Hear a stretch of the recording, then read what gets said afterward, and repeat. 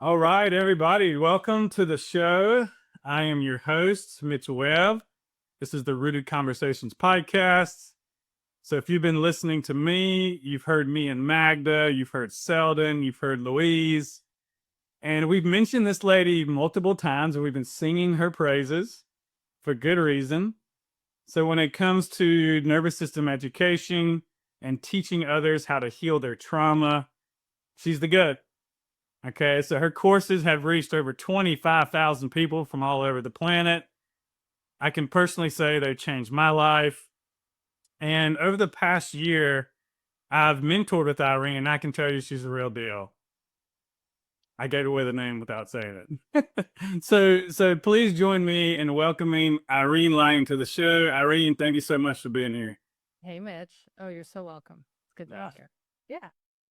Long time in the making here. I think I've been following you since for 4 years now. And like I said, we just got done with a year in SPT, and that has been a wild ride. It has. Yes. Yeah, you've seen my full gamut pretty much. So no secrets anymore. That's right. And I'm excited to share with the audience, to promote some of your courses, to let them know that they're coming up, share our experience, share what we've seen for other people, who it's for, who it's not for. And I think the best place to start is really from the beginning. And I know you were in exercise physiology, you're on a different career path. Yeah. And then you said, like, hey, this isn't enough. And you wanted to be able to help people more. Can you tell us a little bit about that? Like, what got you into this nervous system stuff? Yeah. So there's sort of two origin stories, one could say. Yeah, you're right. I studied exercise physiology. We call it in Canada kinesiology. So everything from pathophysiology to fitness to rehab, biochemistry, hooking up people to VO2 max tests and all that stuff. So that was I mean, technically 4 years, but I think I took 8 years to do that degree because I did practicum. I took some time off. So yeah, I was like kind of on a train. I thought I was going to do medicine, like that. It's a pre-med degree, Mhm. but when I got into the hardcore sciences, I'm not. I respect math and physical chemistry, but I am not a brain when it comes to that. Mm. And I knew I would not pass the MCAT. I knew it, the medical entrance exam, and it was fun. I wasn't like attached to it. So, for whatever reason, I kind of went down the route of more fitness, rehab, nutrition. I was really big into sports nutrition. So I was working um, in Whistler, which up in BC here at a ski resort, working really good. Like, it was a great job. There's some colleagues of mine that are still working there, 25 years later. Yeah. Great spot. Shout out to Meadow Park Sports Center. And I I had been injured in my early 20s. I won't go into that story because that's like Mhm. forever. But injured through ski racing, playing soccer, and had multiple surgeries, knee surgeries. To this day, I'm still, you could say, recovering from them. It's a constant upkeep to avoid knee replacement, that kind of thing.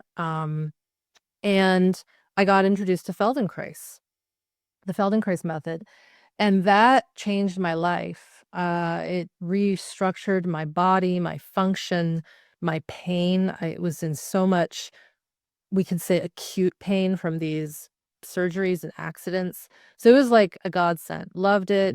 Was like, I got to study this. So did that in '04 to '07, and then was practicing Feldenkrais while still doing fitness. And I was in some really great, fun fitness worlds. Had an opportunity to work with the Canadian downhill ski team a little bit. I'm still connected to that world a bit through a best friend of mine. So it was like really cool stuff. But then um, I was with clients in the summer of '08, 2008 in Whistler, and I started to see, I don't know if it was because I was becoming more mature in my practice, or I was just, people were coming into my door, into my studio with severe problems. And the way it was in the Whistler Valley, like everybody had a physio, everybody had a massage therapist, everybody had a chiropractor. Like there were so many healthcare providers. because of the sport and the injury. And what got known is if the chiro, physio, massage, and acupuncturist can't help them, send them to Irene. It's nice, and so I would see these people for Feldenkrais, and I definitely helped a lot of people the way I got helped from it. But this one summer, I had a couple clients, there were 3 in particular, that just weren't getting better with Feldenkrais work, and I was stumped. I'm like, "I don't know what's going on here." Like, one guy had fallen off of a cliff, onto some rock, had a backpack on his back, but a year after, he was still in pain. So Yes. I work with him, and he was super keen, but then, like, a week later, everything would just tighten up again. So we know what that is, right? His system was still in shock. Yeah. Never processed the fall, the impact, and all the things that come with that. I was also working with a woman who had been, I believe she had been, crushed by a horse when she was a kid. Lots of people that ride equestrian, like, those are big animals, like, you can get thrown off of a horse, all these things, and so she was still having back problems. One woman, horrific story, had been caught in a propane explosion in the backcountry. Yeah, I get shivers still thinking about that, and her partner had to pull her out of the backcountry with third-degree burns, so you can't even imagine Oh, that trauma. yeah. And so that's a whole other type of trauma because of the burning to the skin, the motor neuron, the nerves, the pain receptors. Um, and so these are the people that I'm like, I literally was like, I didn't know what to do, and I was trying to help them. So one thing led to another. I came across Peter Levine's work, Somatic Experiencing, and it was sort of like the same moment with me with Feldenkrais years before, because I had experienced Feldenkrais for the first time in 2001. And so it wasn't until '04 that I decided to study it. So it took that long. Mhm. And I think that's a good reminder for anyone working with people in the trauma healing world is like it can take people some time to come back around to go, hmm, Yeah. maybe I should look, maybe I should look into that. Right. And this is back to, it sounds, corny, but everybody's on their own path. And you have to find the things when they're meant to land in your lap, and even then, you might not be ready for it. So, I studied that '04 to '07, got into the SC world in '09, Okay. and I just went full steam ahead. So, the reason I got into the original trauma training with Peter's work was to help my clients.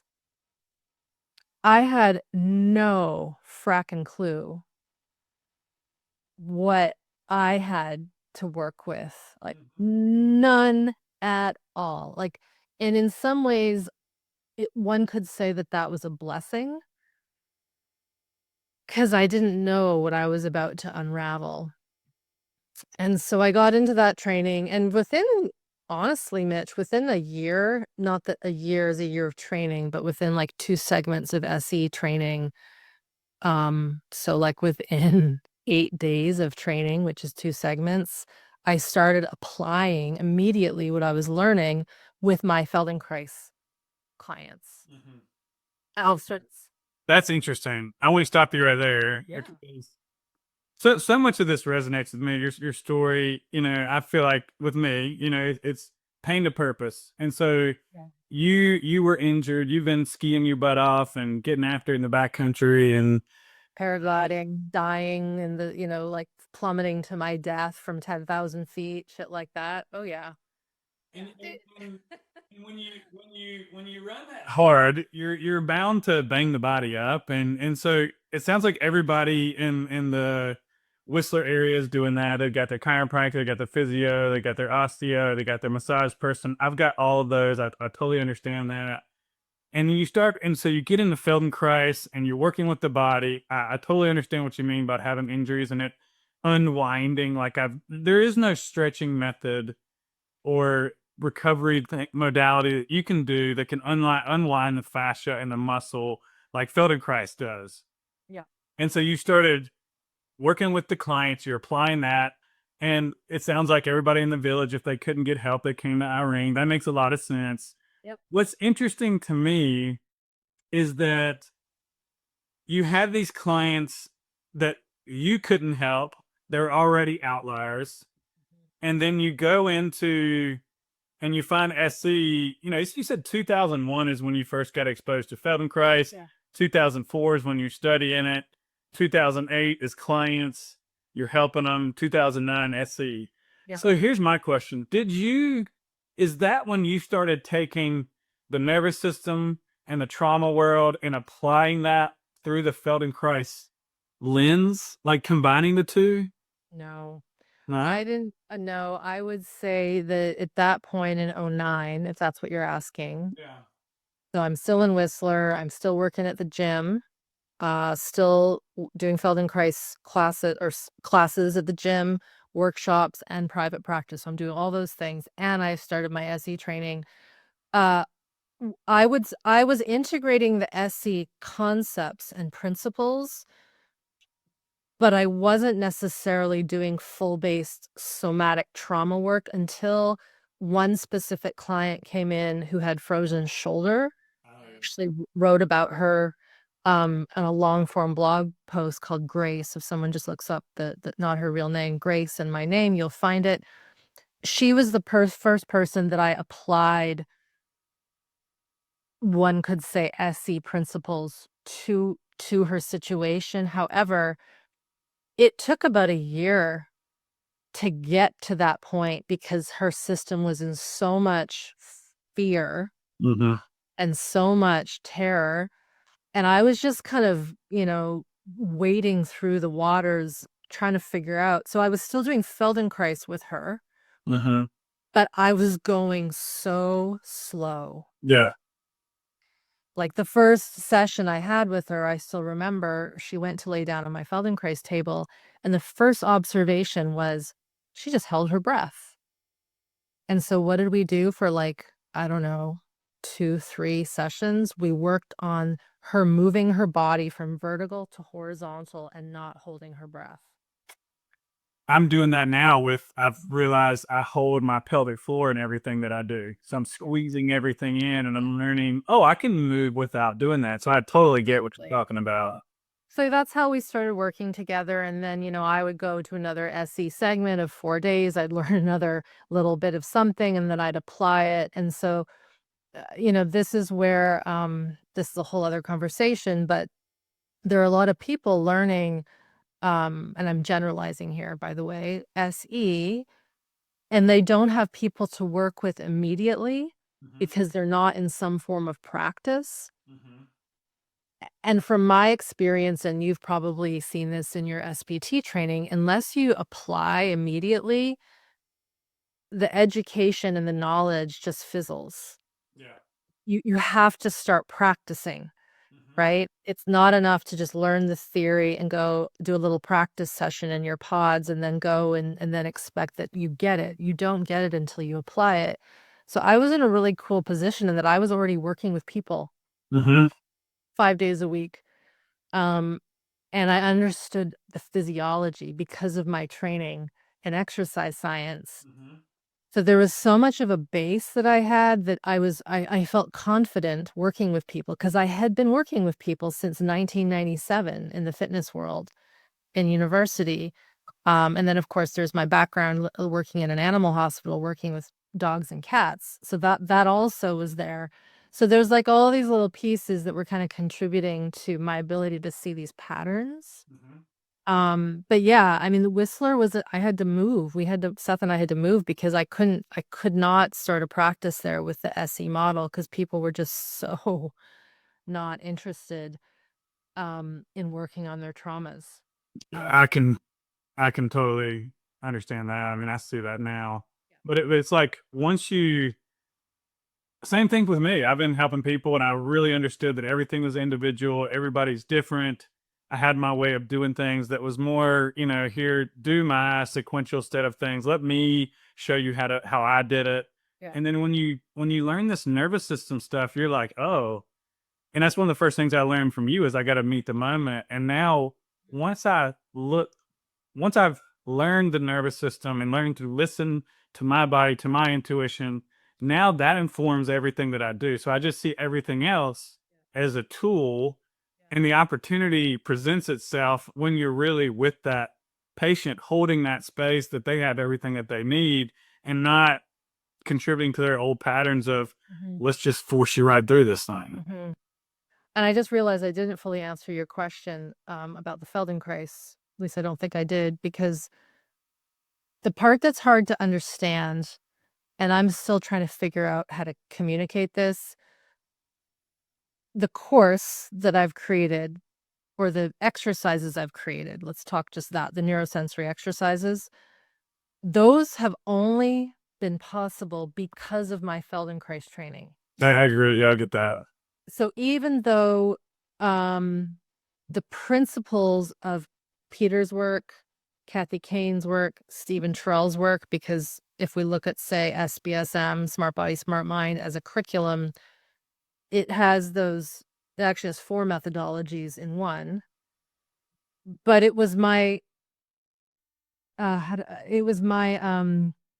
apprenticeship, knowing how to teach movement at the Feldenkraisian level, detailed movement, motor, sensory motor details, small, I mean, such small movements, but also big movements, right, of the spine and pelvis, developmental movements, reflex movements, understanding the muscles and the whole organism. It was that training, and of course, teaching hundreds and hundreds of people over many, many years that allowed me to take the theory from Peter, Kathy, and Steve's work and teach a lesson that was essentially just pulled out of the sky or out of my system. So I was kind of computing the theory of their genius along with the Feldenkraisian.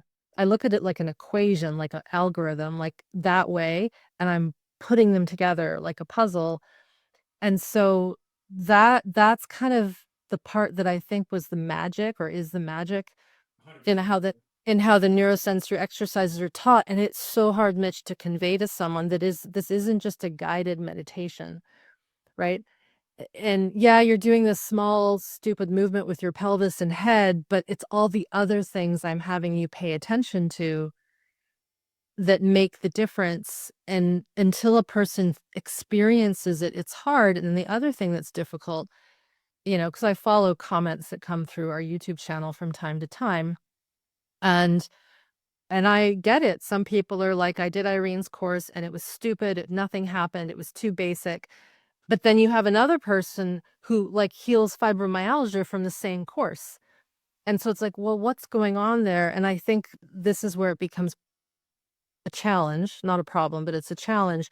Someone is so functionally frozen and guarded in how they sense their internal organs, their spine, their head, their pelvis.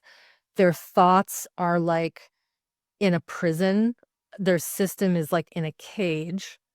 They're so armored in their protection because of their trauma, and they're there because they want to heal trauma. And then they're trying to do this tiny little movement method that I'm teaching. For many, it's going to be too subtle to get into that. But the thing is, and you know this, it's like if someone is morbidly obese and they have to lose 250 pounds, they're going to walk at, let's say, every day for 30 minutes. You're not going to see a lot of change because there's so much excess there that we have to burn through. And we know this. And so it's like, that's like a parallel to working with the nervous system that has been so guarded, so functionally frozen, so maybe emotionally tormented from childhood, that, yeah, you're going to do maybe one of my lessons or even maybe 20 of them and be like, nothing's happening, nothing's happening. And that's where I say, God, I get it. And you got to just keep going, not in a way that's like, elbow grease going, but you're maybe going to have to shift things a little bit. And then this is, of course, where you have to ask for support and help and understand that this is actually kind of normal for some of us. So it's like, there's no one size fits all. There's no cookie cutter approach, as we know, but there are some basic principles that hold true from what I've seen to all humans. And that is, we don't want to be stuck in dysregulation. The question is, what is it going to take to get under that dysregulation? And I mean, I remember the first time someone guided me through orienting, Mitch, I thought they were an idiot. I still remember where I was sitting. I was in a little room at a Chinese medicine school in Victoria, British Columbia. I was visiting the SE training to see if I wanted to do the SE training. And here's Irene, in her, I don't know how old I was, like late 20s, functionally frozen, very physically capable and fit and smart. And this therapist is just getting me to look around the room. And you're used to skiing down mountains 100 miles an hour. You're like, what is this? And there's nothing to look at because it's literally a treatment room in this school of acupuncture. So I don't even remember if there was any windows in this room. And I don't want to say this was this person's fault, but it also shows that SE isn't like, let's just orient. And that's the other part. It's about connection. It's about attunement. It's about asking the right questions at the right time. But the funny thing is that even though I thought this was stupid, I still knew, well, I want to learn this because I want to help my clients. Mm-hmm. I didn't understand the utility of that for me. Mm-hmm. So let's pause right there. Yes. So I'm just going to summarize a little bit. And this is why I decided to work with you, why your work resonated with me, is because you talk about bringing these 4 methodologies together. So I'm new to this world. I read The Body Keeps the Score. I'm realizing there's stuff in my system. A local men's group, one of the guys pulled me inside, said, "You got trauma." I'm like, what? And I was always just like you, wanting to help as much as I could. And I'm doing some of the similar things. It's nutrition, it's exercise. And what I saw is I started learning who Peter is, who Kathy is, what polyvagal theory is. Feldenkrais I was not aware of until I met you, but I saw that you pulled them all together, and I'm like, okay.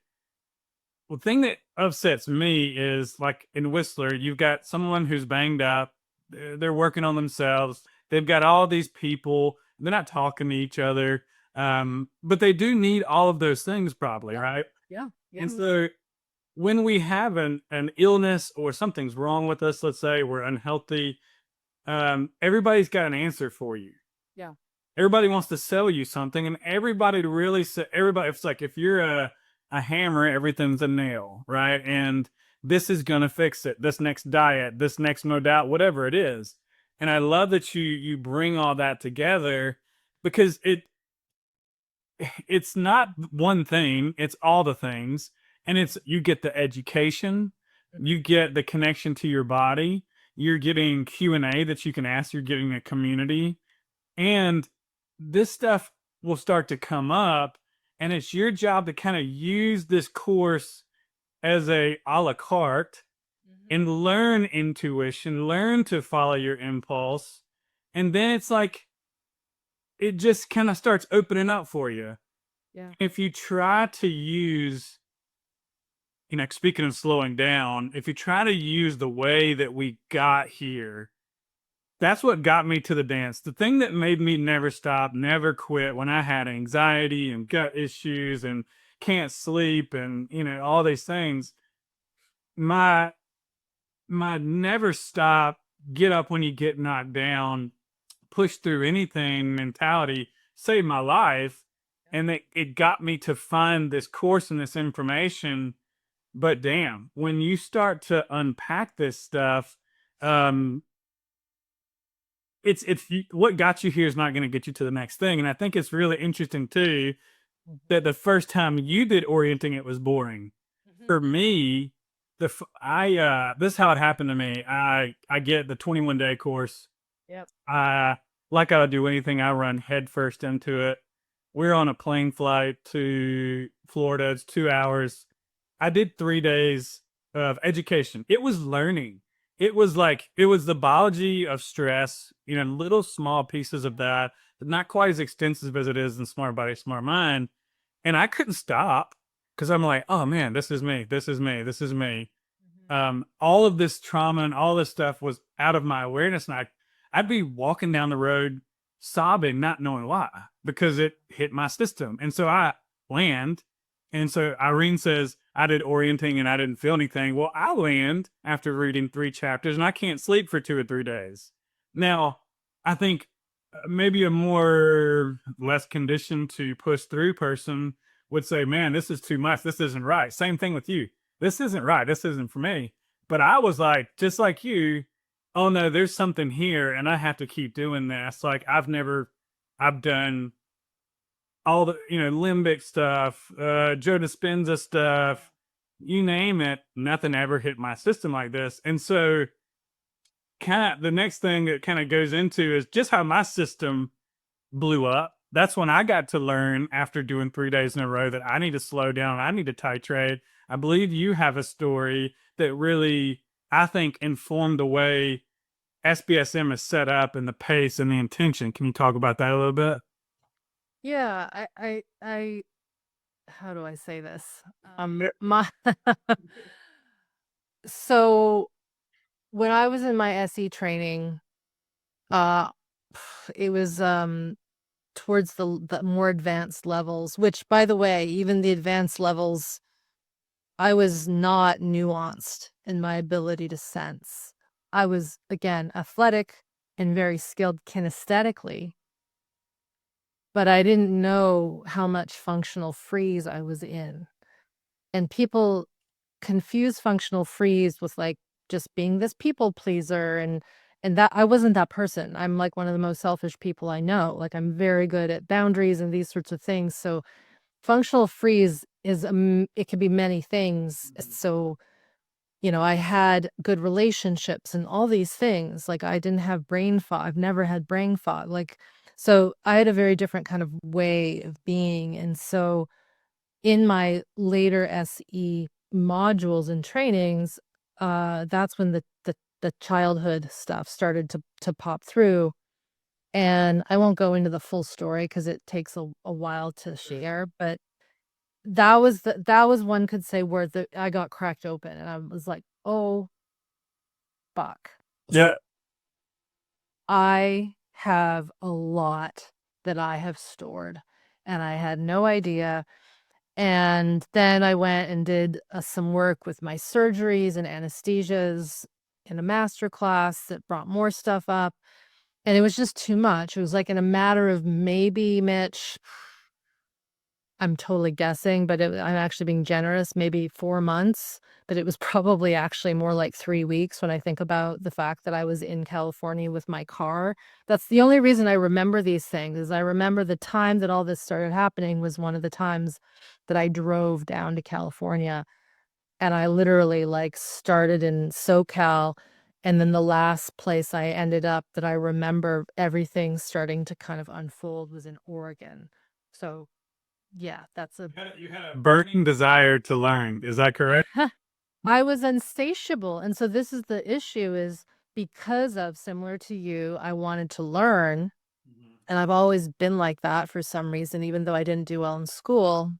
Um, I just wanted to learn. So my system blows up. The way that it blew up at that time was skin rashes. I just exploded with what looked like severe burns. People would have said it was eczema, but when you look at the photos, it was not eczema.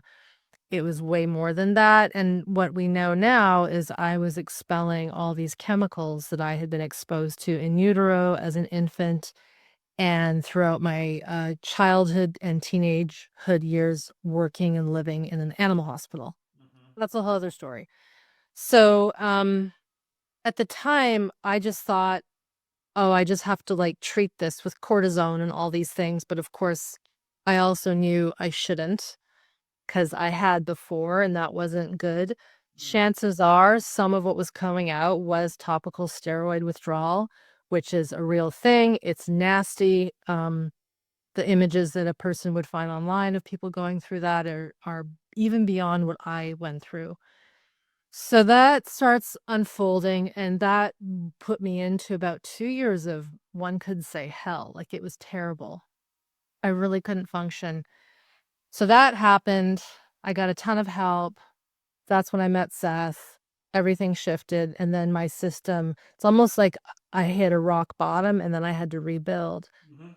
But in the process of rebuilding my body from about 2012 to literally today, all of the shock traumas from my sporting career and being an athlete have been coming out Mhm. in the form of chronic pain, numbness. I mean, in this moment, I'm dealing with something in my shoulder still from a skating accident on a lake that left me unable to open my mouth for weeks. Wow. It was so bad, like the tension was so bad. And so these things, because I was so packed up and frozen in my 20s, it just the storage of these things. And so here's the thing. My story is quite unique in that not only did I have chemical trauma, and I had this really strange environment growing up, I was an athlete and I had so many injuries. And we know, like, I've worked with like professional gymnasts, for example. Holy cow. Like, the amount of stored shock trauma that those athletes have, where you're constantly falling and getting back up, and you never are allowed to cry. You're never allowed to shake anything out. I don't know the stats, but I know the few people I've worked with, they have chronic illness in their 50s, right?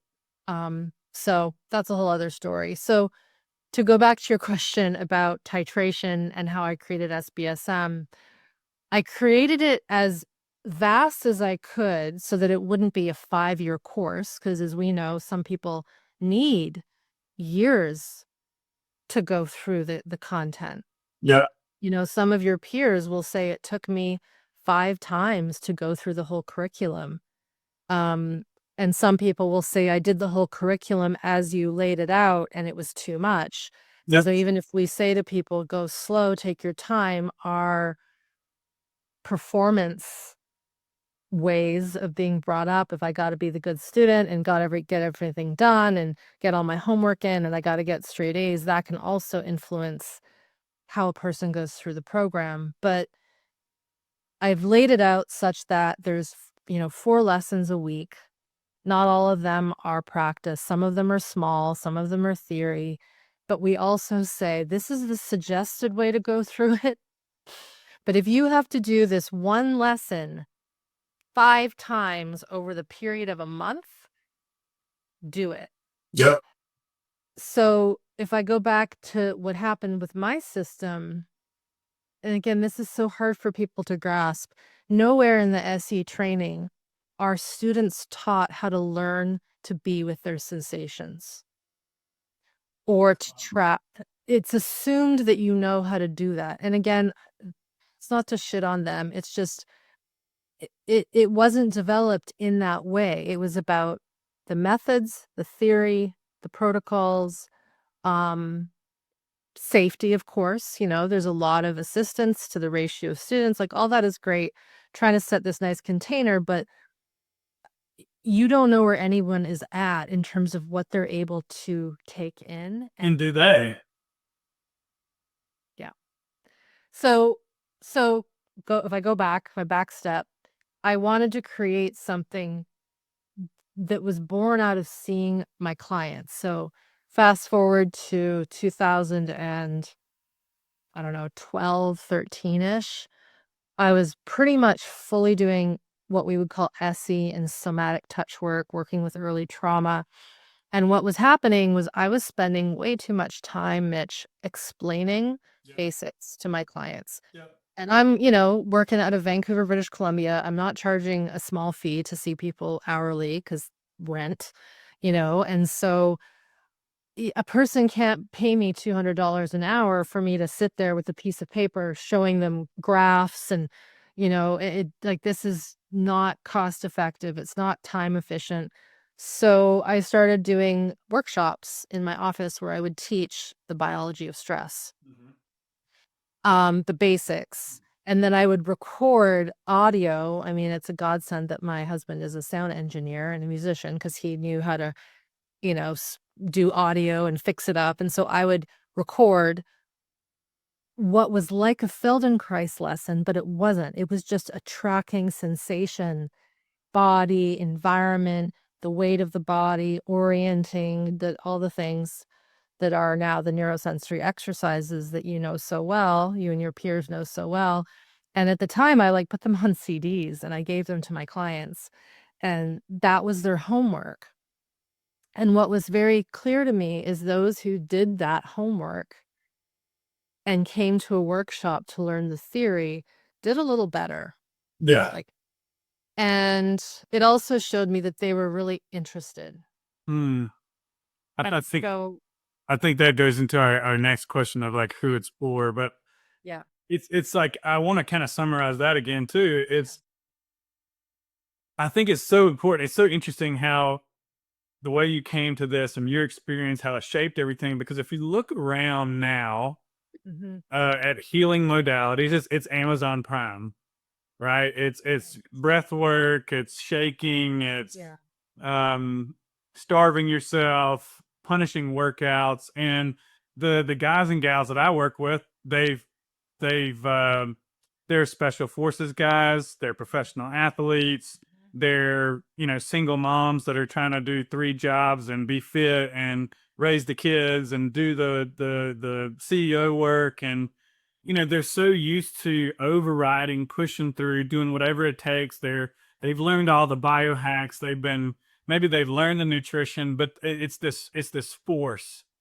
And when we get to this work, it's just so different. We really gotta slow down, and that can be so hard for people. And I love when I'm working with clients, I want them to go to Smart Body, Smart Mind for the same thing you're talking about. Mhm. It's the education. They have to, it's going to save them time. It's going to save them money. Yep. They learn a language. And in the meantime, I can check off the boxes of the other foundational stuff that we know has to happen.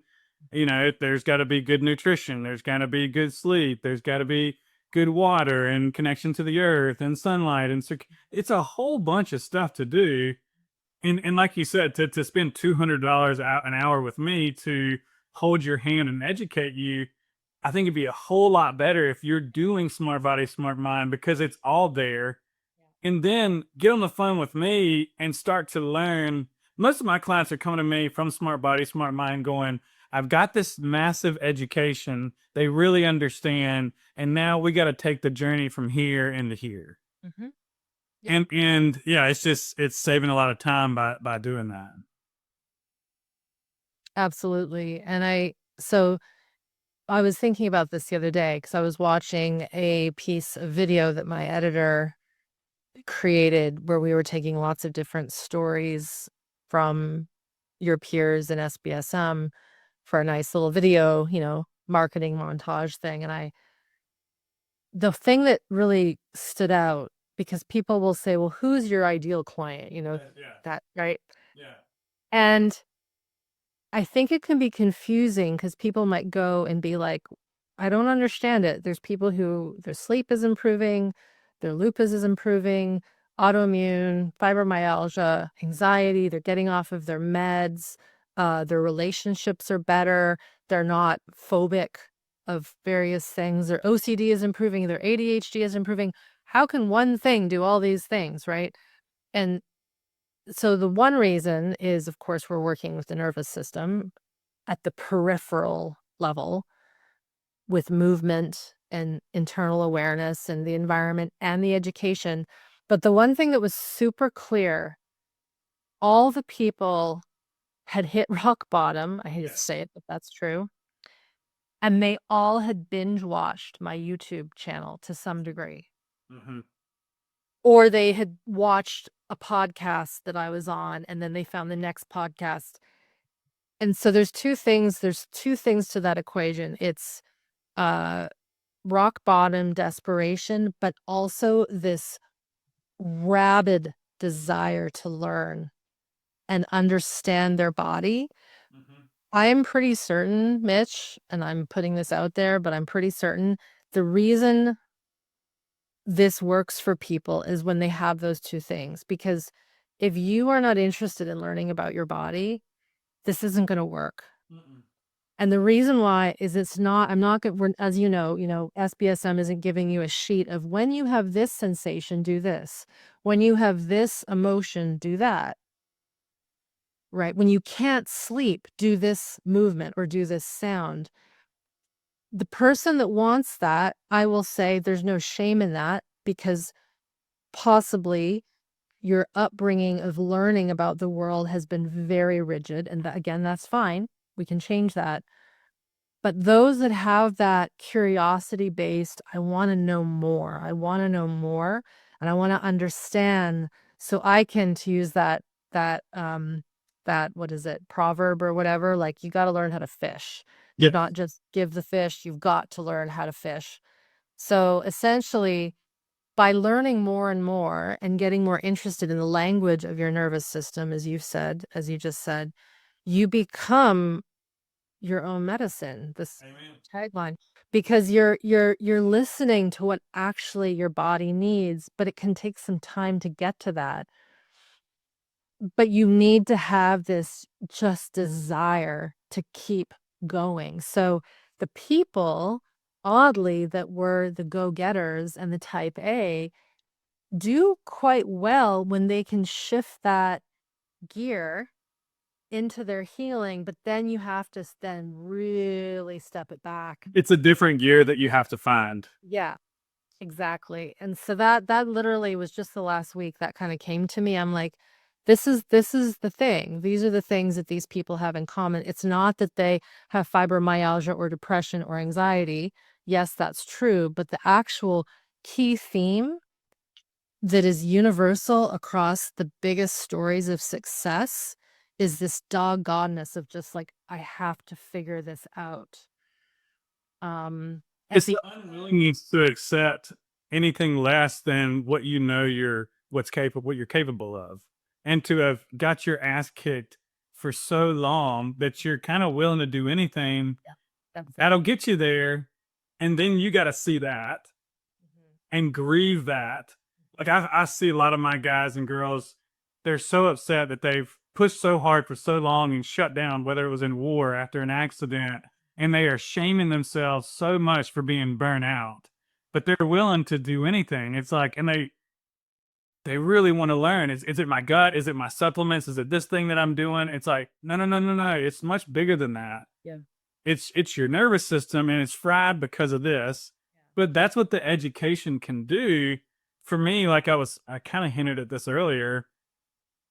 When I got it, I didn't know what trauma was, and I remember you have so many videos, and it just kept pulling me in. Like I remember walking around the neighborhood and just sobbing. Mhm.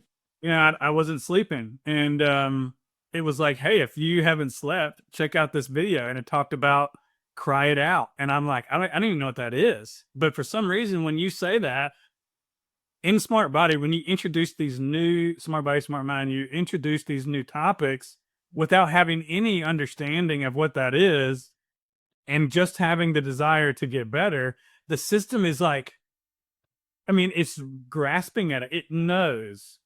And that's where you start to listen to your body and you get to kind of follow that. And when you start following the impulse, instead of doing what this person or that person or this person says, I get chills all over my body. It's like that's what we've been waiting for you to pay attention and respond to me and quit relying on external resource. Yep. And that's why it's so beautiful because it gives you layups. Like you don't have to search or strive or force anymore. You kind of just got to show up. You do. You have to show up and you have to listen. There was once a student, an SBSM student, had created her own notes from going through the course. And I don't know the history of this person, but and I saw it. They had this beautiful, I don't, it might have been a spreadsheet of like when this happens, I go to this lesson in this lab, and when I go to this, and and some of my team was like, "Oh, this is great. You know, people are always asking for this." And I was like, "Absolutely not. This is for that person, and that's wonderful." No, because what'll happen is if I give this to the wider community of SBSM, they'll then go to that like it's a holy grail and follow it, as opposed to not listening to their system. Like, "Oh, I'm feeling a little tight. For some reason, I keep having this desire to go to the joints lesson." Yeah. Even though when there's tightness in the chest, one might think, "Oh, I should go to the mediastinum, or I should do some VU or some ah, or maybe some spinal movement." But maybe they're like, "I need to go to the joint lesson. I need to go to the joint. What? I'm just going to go and do it." And then they find out that this tightness has nothing to do with this area, but maybe it's from an injury they had to their ankle joint or something like that. And so this is the part that, if one can get this, that's the beauty, because the curriculum, we know it works. Yeah. We know it works because we've seen it through, obviously, anecdotal evidence through all your peers, yourself, your good friends now. But we have put it through one study and we saw positive results, like at a university research level, which is cool. But a person needs to find that for themselves. And I've had a few folks say, because we always get feedback, we ask for feedback, and people are like, "Can you make this lesson shorter? Can you make this diaphragm lesson 5 small lessons instead of one 50-minute lesson?" I'm like, "No, Mhm. because you have to learn how to go into something and know when to stop." That's the tough part. I have the red, yellow, and green light. I know. But if only I give these 5-minute bite-size AI, lessons where it's just perfect little cookie cutter, you know, cheeseburgers, Mhm. as opposed to this here's a bunch of things to work with. Make your own cheeseburger. I don't know why that came to my mind. But it's like, you then learn how to do it for yourself. Mhm. And as someone who wants people to be better, I can tell you, Mitch, there's this part of me that's like, "Oh, just make it easier, make it simpler." And it's like, no, the curriculum has proven that it works. Yeah.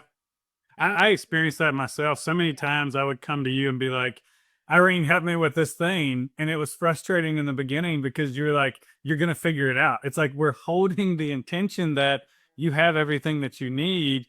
And it's not that we're not helping each other. You wouldn't help me, but it's like you aren't taking that power away by giving me the answer, maybe guiding me towards something, helping me process. But when we have that own organic knowledge that comes up, and it shifts something that maybe has been stuck for a long time, and you did that. It wasn't like, "Hey, Irene healed me, my therapist healed me." Like, damn, I am the medicine. And when you can trust that, that switches the whole belief system, and the opportunities start coming. It's almost kind of like the post you were saying the other day about, we can get real frustrated with the slowness of this work, and when we can start trusting our system. For me, it's seeing enough evidence that I've done this enough times, that I put the reps in and I've proved it to myself, that now it starts to go quicker. It's like children, raising children, you know?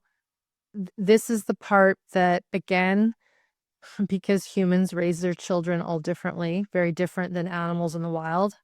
I use this analogy often. The bears in Montana are raising their cubs just like the bears in my backyard here. There is no difference at all. I Mhm. can say that, except for, yes, there might be different berries here, right? But it's the same thing. Humans, not so much, because of culture, religion, practices, trauma, that kind of stuff. And so the humans that I've met who have been given space to explore, but also boundaries and healthy shame, which is a whole other topic, Mhm. come out pretty good. That doesn't mean they're perfect, but they know that that they're their own person and they can make choices, and they got to work at something a little hard and figure things out, and they were given that space to explore, but they were still given safety. They weren't given reckless, environments to grow up in. We're trying to create that. So like if someone comes into SBS, someone is there and they have had a shitty childhood and they've got trauma and illness and all these things, it is not enough to say to that person, you have everything you need, you'll figure it out because the body knows to heal. That's another, I've actually seen that, Mitch, in the worlds of the trauma. I don't even know if it's trauma. Maybe it's the new spiritual thing. It's like, stop all the biohacks, stop all the trauma healing, stop all the somatic release. You have it all in you. Just stop. It's like, actually, no, that's not going to work. Mm. Right.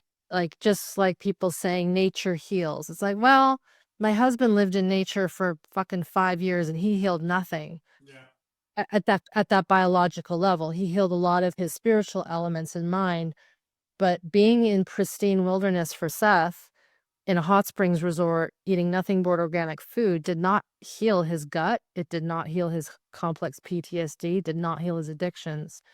So that's the other thing is we need to still give people something, but then they need to take it. And that's the part that it gets missed in so many other trauma healing spaces is you either just, I'm going to get healed at this retreat. I'm going to be tapped on the head and everything's going to be great. Hallelujah. It's like, okay, I believe in miracles. I do to some degree, but what happens after that? Yeah. And so that is, again, the curriculum is really structured as good as it can get, I think. Maybe there's some spelling mistakes in the copy, but we'll that. I think most people have found those for us because trust me, people tell me when there's spelling mistakes. But the curriculum is there. We know it works, but a person has to work with it in their own capacity and ask questions. This is the other thing. We have people there to help answer questions, and there's been tons of questions asked and answered. So again, back to what I said, like, it seems like people have to hit rock bottom. Mhm. If someone is listening to this and they haven't hit rock bottom, then I say this, do this now. Mhm. God. Because we all have some form of stored trauma. There's no shame in that. We have some form of conditioning. This is just life. And better to work on it now if someone has that urge and impulse than to wait until the autoimmune system hits, the cancer hits, the debilitating anxiety, insomnia hits. Or, if you are there, then this is the time to work on that. And you know that it can be worked on. And then, of course, you need that desire to be a student, essentially. Amen. Yeah, I mean, I love the becoming your own medicine really spoke to me, and it really is, especially those of us that didn't get the foundational education stuff when we were kids, and we've learned to override and force and you know, please other people and abandon ourselves in the process. Well, this course gives you the education and lets you understand how the nervous system works, lets you it really normalizes a lot of the symptoms and responses that we're having from our body. I mean, I feel like that's what I do with most of my clients. Like, oh yeah, what you're going through is normal. Yeah. As you're rewiring your nervous system and your brain for safety, and that's only step one. Um, but yeah, if you've hit rock bottom, if you're that person that's dealt with symptoms and phobias and the symptoms that shift around and never really explainable, the isms, this course is for you. And it changed my life. It changes the clients that I work with, their life. I love holding people's hand through that. It's the structure and attunement that I wish I had earlier in life, and so thankful for this work. And I know that Smart Body, Smart Mind is coming up. Can you tell us when's registration? When's the course start? Give us the deets on that. Yeah, it's fairly simple. We try to run it twice a year. And so September 16th to the 23rd, I believe, registration is open to new members. And then we start the following like Sunday. So the way the curriculum works is while we're together, I like to call it, it's like a semester at university. Mhm. The modules, we call them labs, are dropped every week. It's all on a password protected site. So each week, new lessons are released, not every week, but there's a training call with me. Seth and colleagues do Q&As. There's moderation where you can ask a question like on the site and our team answers them. Um, and then the other thing that a lot of times people get confused with is when you join, and of course, if you're in good standing and you fulfill your investment with us, because it does cost, you go back in and you get to do it again and again. And so all the material, you're sort of in some ways purchasing, investing in the curriculum. And then you go back and work with it as you wish in your time frame. I would say that like some people, like you can go too fast, Mitch, but you can also go too slow. And I've so done both. you got to find that balance, because sometimes people will get to say the area that sometimes people get a little squirrely with is when they get into the diaphragms. So lab 5, because that's when the real juice starts to unpack. And sometimes there's this, oh, I think I'm going to have to slow down because I'm starting to feel too much. And that might be true. Mhm. For some, it might be that that means that you should actually go a little bit more. Yeah. But that also is dependent on what is that person's support system, Yeah. right? So if someone knows that they have to work 2 jobs, keep their kids going, they're a single parent, you might not want to unpack so much in one go. Mhm. And so everybody has a different circumstance. And so depending on your time to rest and repair and recover, your speed of going through the program is going to be different than someone who doesn't have kids, Mhm. who isn't needing to, work 3 jobs, that kind of thing. So Mhm. I also take into account life. And Mhm. so because of that, it's like, yeah, you can start it.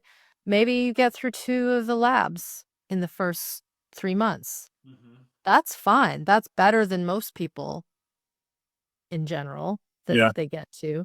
And then next time we come back in, you can do it again. But a person can continue to do the work even when we're not in live session because they have access to the site. Um, that's kind of the basics. I mean, all the information is there. There's like a long FAQ list about can this work for this? Da, da, da, da, da. I mean, the general answer is when someone asks, can this work for this ailment? The usual answer is yes. No, Um, uh, if you're trying to grow a leg back, probably not. I mean, that seems cheeky. But, there's certain things like we can't say that we're going to cure genetic things and that. However, people have gone through with things that they thought were genetic and turned out that they were actually a result of stored up trauma, right? So everyone's a little different. But we've seen the whole gamut. We've seen people like actually one of your peers, such a good story. I actually did an interview with her a year ago. Bernadette is her name. And she just sent me an email last week. She got her bachelor's of education at like age 58. And the reason she's doing this now is because her trauma was so severe, she could not concentrate in university in her 20s. Like she couldn't. She could not hold down even a job, school, but she still had this fire in her belly to like she wants to be an elementary school teacher. That's awesome. And I was like, this is awesome. So here's someone who she came into the work because of physical ailment, Mhm. right? That changed severely, drastically for the better. But then she was able to pursue a career when most people are trying to think about retirement, right? That's a little similar to me as well. I mean, I took 2 years off. I don't have kids. Mhm. I was running my own coaching business. Yeah. Everything started kind of popping off when I got into this work and doing one-on-one work. It took me 6 months to go thugh 21 day. Mhm. It took me a year to go through smart body, smart mind. Mhm. Something shifted. I was able to eat food again. and exercise right away, probably within the first 1 to 3 months. A lot of my clients are dealing with burnout and shutdown and gut issues. So some things shift quickly, other things um, take time. And that's what the course is always being updated with new information, all the Q&As and um, the teaching, the education that you did, the office hour, and thinking of Training SPCs, calls. the Yeah. training calls. You've got live community there to ask questions. Um, and yeah, it took me 12 months. I'm still working through so much stuff, but I mean, if you want to look at a difference, look at me and Irene's first interview, how like jacked up I was, how much sympathetic energy I had compared to now. Sure. Um, but if you've hit rock bottom, if you've got the chronic symptoms, this course is for you. And we're going to be sharing this on YouTube on my page. If you had questions about what it's like going through that, leave them in the comments. We'll have links for you to sign up to Smart Body, Smart Mind. I'm going to be doing it again. I think I've done Smart Body one and a half, Smart Body, Smart Mind 1.5 times. This will be my second and a half time doing it. I will continue to do it for years. I think each time you come to it, you kind of learn something different and new about yourself. Yep. And you don't have to figure it out and do it all at once. I think slow and steady wins the race. So if you do have kids, you do have a job, little bits at a time, and that may be where it's good to have a coach or a practitioner that can kind of hold your hand a little bit during the process and answer some questions. But ultimately, like Irene says, this course allows you to become your own medicine. I think that's why it is so special. And so I'm going to end with that. Before we jump off, any closing arguments for the audience? I don't have any closing arguments. It has to feel right. It's okay for it to feel a bit scary because that's normal. I think here's the thing. This will be this round, so it's September 2025. This will be the 18th time we've run it, which is a lot of years. And I mean, to put a little pin in this one, this was the very first online course that existed for healing trauma in the nervous system. Wow. I know that for a fact because when I started, I had some predecessors, some of my trainers say you can't do this work online, which just find so ironic because everything is almost too much online now with the training. Well, it used to just be in the offices. Like it's like the practitioners that have this information were like, you can't share this with people. Am I correct in that? Yeah. It wasn't, no, they didn't say that. They said you can't do this work online. You have to be in a room with a human.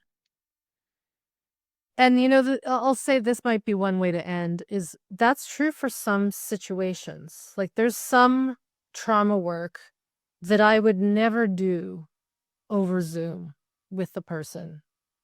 I obviously couldn't do hands-on Feldenkrais. That would be impossible. I couldn't do boundary assisted work, with tissue. You experienced some of that when we were in the SPT training. And so this is the other thing. Like there's SPSM is like this beautiful foundation. Yes. Or this beautiful base, and you will learn so much and probably heal a lot of stuff. For sure. But there's been a little confusion that is everything, and it's not. I mean, you've seen me work one-on-one with people. You've had that experience.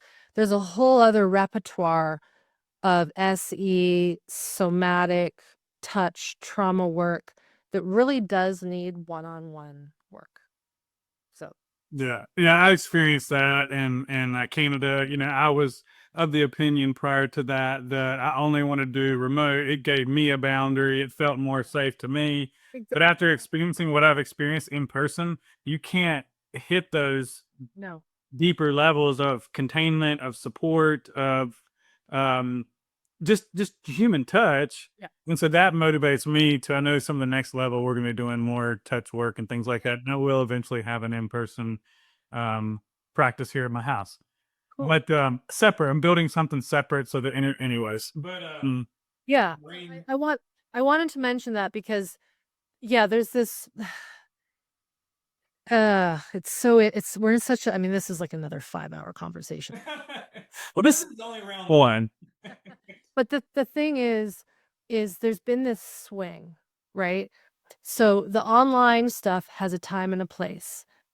And some of your peers have said because of their early trauma is so severe, it is so much safer to start this work online with a curriculum where you can literally shut the laptop. You've done enough, right? I'm not going to be offended. I won't know you do that. Heck, you can curse at me while I'm teaching. Irene will be applauding you. Yeah. It's like, yay, you stopped. You said, F you, I don't want to do this anymore. That's great. Yes. These are the boundaries that we maybe never got to install when we were teenagers because it wasn't safe to say F you to your parents, right? Which is an important thing for teenagers, by the way, parents. You want your kid challenging you, right? That shows that they're safe. So we've gone from where I was in only in-person trainings, I have never been in an online training, ever. Oh yeah, you told me that. That's crazy. I've only trained in person, which I'm very grateful for because something happens when you only do online. It's great. And so for this, great base. But then there comes a point where you have to get in with people. Right? And you felt it in the SPT group. Like the moment we're together, dynamics play out, relational dynamics happen. You got to navigate socialization. It's very, very important. But the beginnings are wonderful online. I think what I'm seeing, and this is a little more off topic, if the trainings don't get back into more in person, we're going to have a problem. I agree with that. Because there's a lot of folks who have never done solid in-person sessions who are doing work online and they don't know the three-dimensionality of it. And that's what's scary is the what's available for folks out there. And that's what I've learned working with Irene is, I mean, how scary is this? That someone can go to 4, 6, 8 years of medical school, can write strong medicational prescriptions, and they've never looked at themselves or met themselves. And you're asking them to build a foundation with this human that didn't get that. And how's that going to go? Yeah. That's what I've seen. Like, and that's why again, like, thank you so much for coming on and chatting with us. Irene is the real deal. This work is a great way to start to build a foundation, and you can take it very deep. And that's why it's so cool that you have access for so long. They're constantly updating it, and you've got the community here. And again, if you've got questions, reach out. We've got links for you. Irene, thank you so much for coming on. This has been awesome. We'll have to do a part 2. Do it. Again soon. Thanks, Mitch. Thank This you. one. Bye. Bye.